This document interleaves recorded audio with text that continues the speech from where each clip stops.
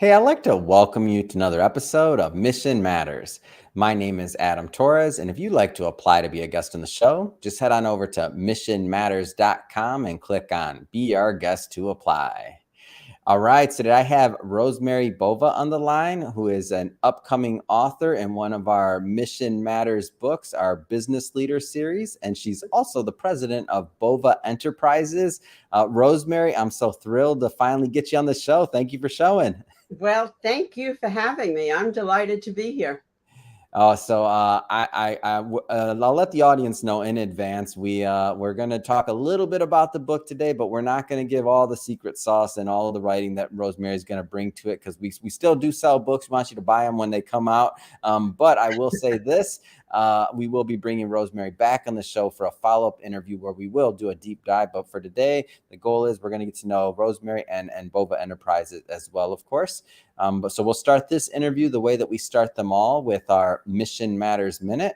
So, Rosemary, we at Mission Matters amplify stories for entrepreneurs, executives, and experts. That's our mission. Rosemary, what mission matters to you? So, my mission, and it's been a mission that I've had for a really long time, is to transform people's experience in the workplace.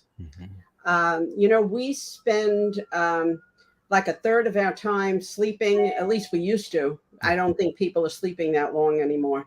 But we also spend a third of our time at work. And I really am a believer that what happens to you in the workplace, you take in and you transmit that to your friends and family. And so I believe that if we have a more satisfying, productive, joyful experience in the workplace, which allows for success and profitability, then our family life is going to be like that. And our children are going to grow up differently. And so I'm really very passionate about this transformation of people's experience at work. It saddens me when I hear people say, "Oh, I hate going to the office," or "I hate my job." It's really because I know it actually is closing them down. Their heart closes when you don't have joy in your life and satisfaction from work. You begin to close down. Yeah. I get that, and it's one of the reasons why I was so excited to have you on the show, because people need to hear your message. They need to hear what you're doing, how you're doing, and then really at the end of the day, there is hope. There's ways to deal with these challenges. So great to have you on. I guess just to get us kicked off, let's go a little bit into the book and what you propose to bring in your writing. So what inspires your writing and your topic? So my topic is the power of four. And I learned about the power of four many, many years ago when I had the good fortune of spending a week with Buckminster Fuller, who most people don't know because he's been dead a long time. But he is the creator of the geodesic dome. But I also have learned over the years, actually rather recently, that four and the tetrahedron. The geodesic dome is made of tetrahedrons, and they're four equilateral triangles together, and they have structural integrity, so you can't crush them. And he used to say that all of life was made of tetrahedrons, and so I've kind of ruminated and pondered on that for decades, actually. Recently, I found that the tetrahedron was one of the sacred symbols. And it's gotten me to kind of embrace this whole idea of the importance of sacred symbols, how that creates or how that influences work, and looking at what's happening in our society and what's happening in the world. Right now, we are in such times of uncertainty. So I look at the power of four, and I've identified four elements or principles that I think every employed person should know. And so it's for the CEO as well as the shop floor person. And if you know these four principles, I think everyone can begin to create their own artistry, their own metaphor or creation. It's really a creation of how much of this am I going to use and how much of that. And they can begin to reclaim their work life. So it's very important for me because I'm very upset about what is happening in the world of work. And where people are, particularly our young people. I mean, they don't know what they're doing. And those of us that are older have a sense, and it's not to say that we did everything right. It really has more to do with how can we be, I like to say, midwives to the new, the new work systems, and how can you take what used to be and add what could be and blend that into something that's totally new and satisfactory, successful for everyone. So before we go further down that line, because I do want to get, especially coming on the tail end of the pandemic, a lot of things happen, a lot of displacement, people changing professions, people changing jobs by voluntary or involuntary, by any method, like change is happening. But before we go down that line, which I definitely want to explore with you and get your perspective, let's pause for a moment and tell me a little bit more about Bova Enterprises. Okay. So Bova Enterprises is like a niche consultancy. A friend of mine coined the word coach-sulting. And I have coach-sulting, that's a new one for me. It's a new one. She coined it. I have to ask her if I could use it. I mean, because I really do coaching and consulting as well. And I do program development. So Bova Enterprises is really about leadership development and about looking at the organization's spine of a mid to large corporation and identifying where there might be some fractures that are invisible. It's like people get these fractures on their bones and, they show up on an x-ray, but they don't, there's not a bone sticking out of the arm or the leg. So it's there. And how do you help that to heal? And what we do, I work with executives to help them bring their full self to their roles. I teach them about management, about a lot of things about management that they don't really understand. For example, a lot of managers would say to me, I give so-and-so the task, and then, they don't do it. And I say, well, but you're accountable for their output. They're not accountable for their output. They're accountable for doing the best job they could. But you're accountable for their output. So you are empowered to do that. And people look at me and kind of sometimes scratch their head. But things like that, where people, just don't know enough about managing and perhaps managing in this new environment with the technology kind of rolling out as quickly as possible. So. And where do you, obviously, and this is one of the things whenever I speak with coaches or consultants, obviously no leader, no business owner wants to, nobody's intuitively doing a bad job. Nobody has that. Nobody starts a business and says, hey, I don't want to be good at this. Right. Or I don't want to, that's obviously not where someone's heart's at. That'd be a waste of their time.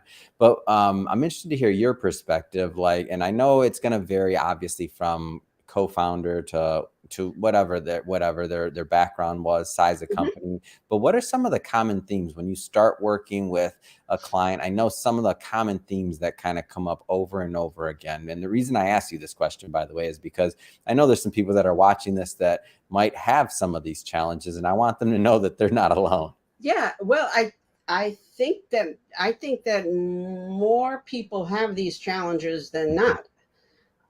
And I think we live in a society where it's not okay to say that you're challenged or that you don't know something.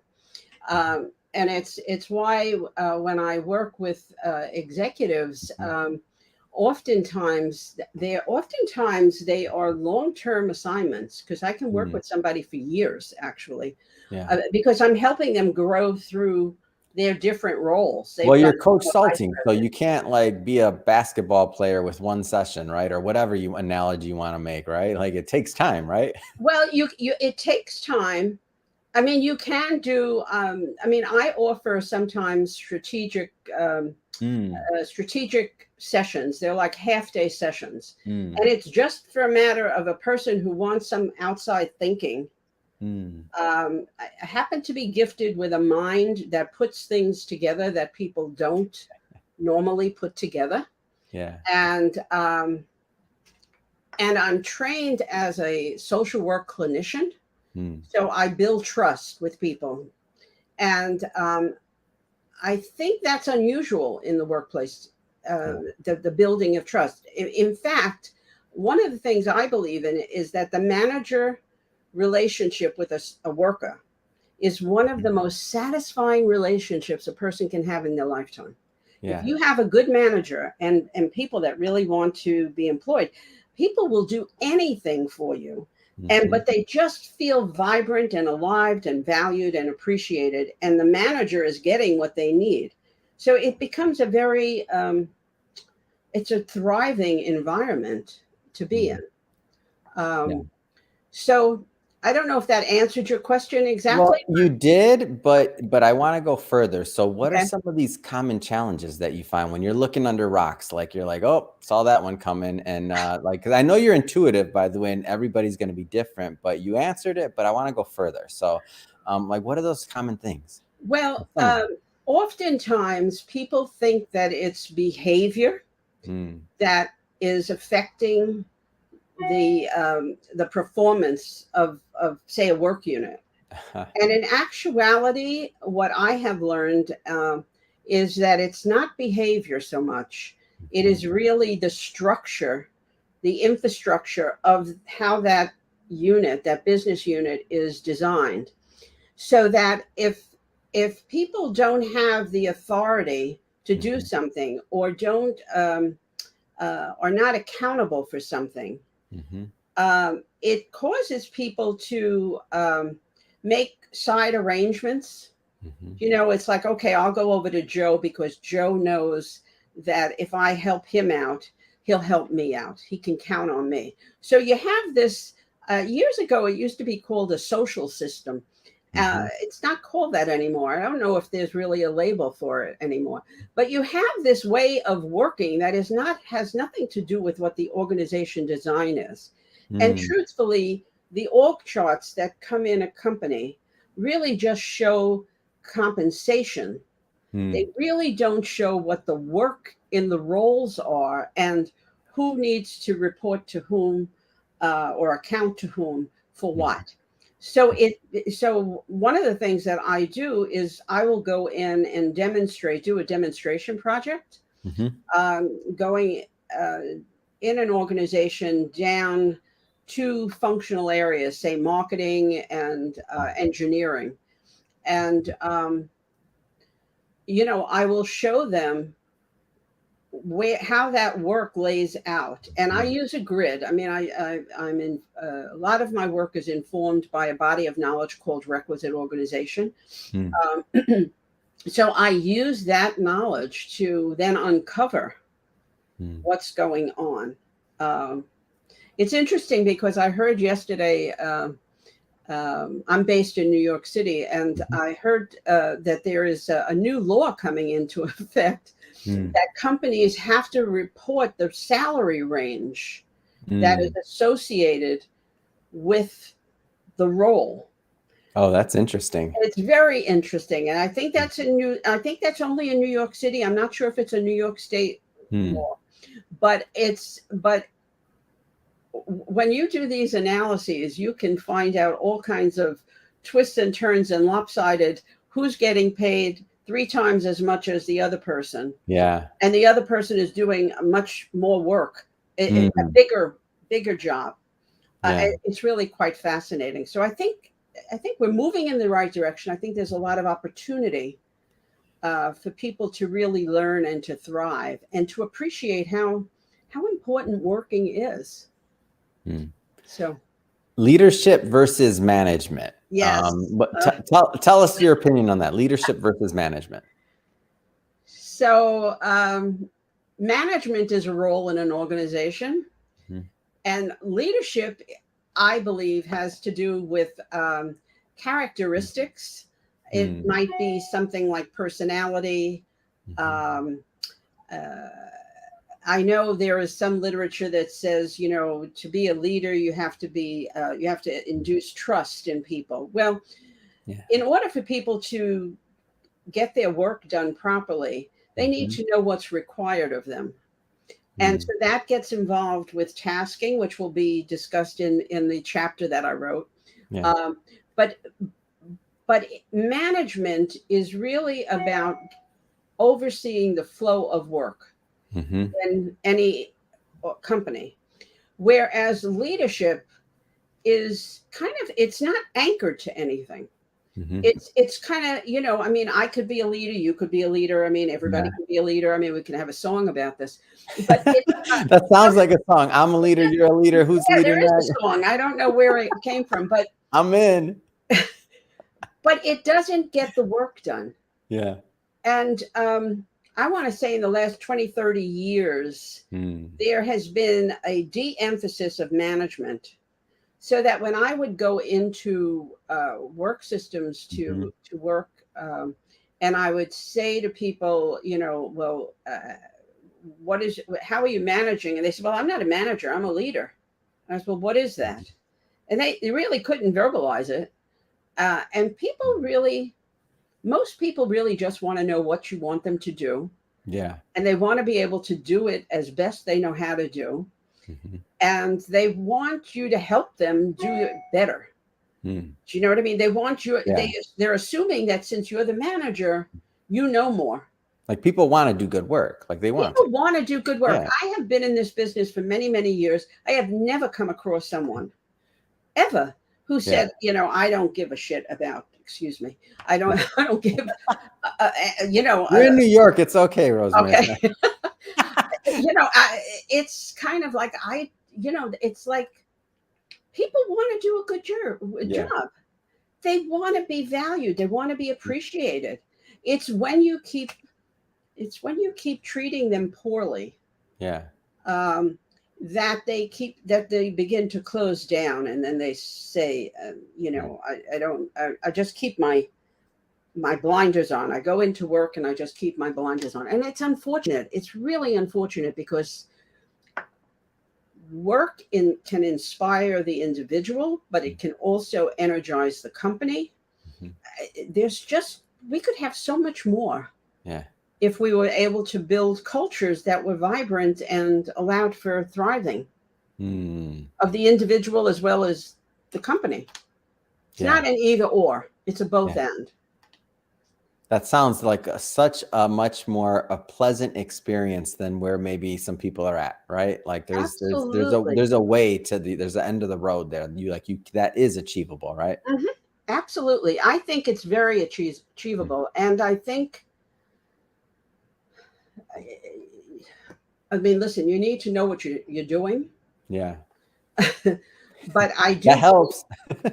I do believe it's achievable. And I'm coming upon more people because of the pandemic. A lot of people have reflected on their own life and who they are, what they stand for. Why are they in business? I mean, why are they working where they're working? So I think there is a much more of a readiness, an opportunity to look within, because they've already begun to peel off some of the layers that they've put on to protect themselves. Because some of these workplaces are really not pleasant. Yeah. Some of them are not pleasant at all. So, I want to switch focus here slightly. Okay. So organizational spine. Tell us a little bit more about that. So the organization spine is actually the way the roles are defined in the organization. So if you think about the body, if you think about your body and you think of your own spine, we know that the spine has nerve endings going out. You have all of these discs that separate different, facets of the spine. You have the I'm not going to know that my science here, but you have the lumbar. All right, this is fine. We got it. Okay. So we have this spine, and the organization spine is really what allows where the roles fall in an organization and how they interact with one another. So, for example, you could have compression in the spine, in your actual spine, is going to cause pain down in your foot, or in your neck, or God knows where. But in organizations, when you don't have the right spine, it will also cause dysfunctionality. And it's hard to pinpoint where the dysfunction is coming from unless you do what I call an analysis of the organization spine. And we do that, and we do it using a grid. And we can show people actually where there are problems. And sometimes the problems require very minor fixes. It's really fascinating. These are not things like, you have to have major surgery. Sometimes they're really minor, but it makes all the difference in the world. It's great. And so how do you use that concept or that method really to help businesses? Like, how does that relate? Well, you have to have someone who is probably hurting and knows that there's something wrong, and might be a pinched nerve somewhere. That's all I got on the medical analogy. Right. A pinched there nerve, might be a pinched nerve, right? Pinched nerve, and they want to do something to correct that. And so there's a lot out there. If I use the medical model, there's a lot out there that treats symptoms but doesn't get to the root problem. The organization spine and the analysis that I do really gets to the root problem. It's not an overnight. You're not going to take a pill and feel better in the morning. You're going to be thinking you need a leadership team or a managerial leadership team that wants to really flesh this out, that wants to know why this is happening. And it enriches all of the players because they're delving deep into things that we've never taught before. We've really not taught it before. Do you find that when leaders go through this process, like sometimes there's just these, because I feel like there has to be a lot of aha moments. There has to be a lot of times where it's like, wow, I never would have caught that if I didn't do this. Do you find that happens? I think it happens very frequently. I mean, I was in a consulting to a major medical institution here in the city, and I was interviewing the manager of the person that I was doing some coaching with. And during that process, he was very senior. He was asking me a question or so. So I'm interviewing him about this third party. And he's suggesting something to me. And I said to him, do you mind if I step out of my role of interviewer and use this as a teachable moment for you? And he was a little startled, but he said, okay, go ahead. And he became my client after that. I mean, it was because there was something about that he didn't understand about the managerial role, that he was doing his best. He was trying his best. And doctors in particular they're trained as doctors. And they're trained to be collaborative.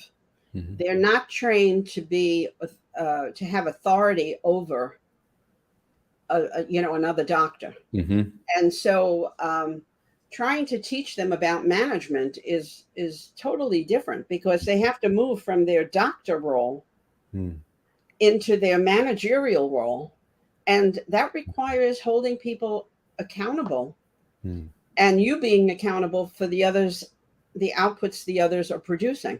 So it becomes very complicated. and you have to have people that are willing to learn. I mean, that's the other part. You need to have a willingness to say, I can do better. I know I can do better.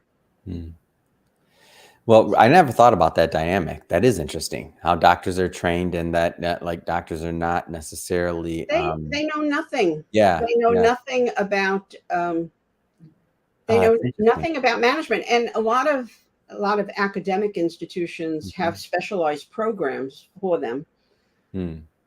But it's different having a program that meets maybe 3 weeks over the course of a year or 18 months is very different than having somebody that's going to work with you on a monthly or every other week basis for an hour or two, because you help integrate everything. They're going to help you to really get rooted in what you need to know. Great. So, yeah, it's a very different model. And it's much cheaper, actually. Well, Rosemary, I have to tell you, it's been great connecting with you and having you on the show today. It's so thrilled to get you published. And as I mentioned before to the audience, we will be bringing Rosemary back on for a second part of this interview, so that we can go deep into her writings and into the book. But for now, I just have to ask, what's next for you, Rosemary? What's next for you? What's next for Bova Enterprises? So what's next for me is I've been hesitant to say that I'm a thought leader, but I am a thought leader. Absolutely. And I want to do a lot more speaking to organizations and speaking to managerial leadership groups, so that I can infuse them with some of these ideas. And then we can, certainly have, ongoing projects that come from that. But I think the time is ripe now for getting this work out there in a way that's much more heart-centered, and the both and is so important to me. It's having the company thrive as well as the individual workers thrive, and demonstrating that you can have a very satisfying managerial subordinate relationship. It's wonderful. It's a wonderful relationship when you have it. It's great. And I've been fortunate to have it numerous times. If people want to learn more about Bova Enterprises and to connect with you and your team, what's the best way for them to do that? The best way to do that, you can connect directly with me at rab@bovaenterprises.com. My website is bovaenterprises.com. I'm on LinkedIn, and they can connect with me through Mission Matters too, I guess. Absolutely. And we'll put all that information, by the way, in the show notes, so that our audience can just click on the links and head right on over and check out your site and connect as well. And speaking of the audience, if this is your first time connecting with Mission Matters or the platform, or listening to an interview or engaging, we're all about bringing on mission-based individuals to share their mission, what they're doing in business, and what we can all learn from the ups, the downs, the sideways, and everything in between, right? If that's the type of content that sounds fun or interesting or inspiring to you, we welcome you. Hit that subscribe button. We have many more mission-based individuals coming up on the line, and we don't want you to miss a thing. And Rosemary, looking forward to our next interview, but thanks again for coming on today. It's been a pleasure. Thank you. It's been a pleasure as well.